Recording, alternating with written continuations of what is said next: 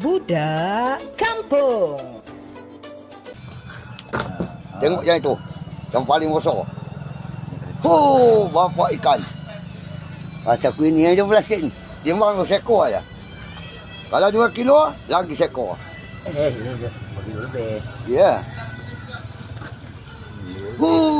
Mak. 2 lebih paling besar.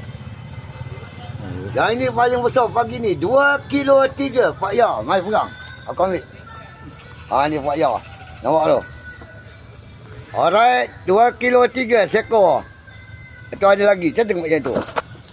Bapak ikan Pak Ya. Ini pun besar juga. 2 kilo lebih lah ni. Sampai. 2 kilo. Okey, timbang harga terus. Wah, ada besar-besar ya. Hebat.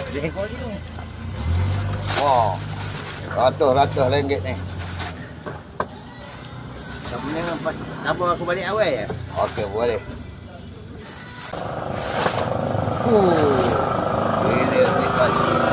Dia 11 kilo ya.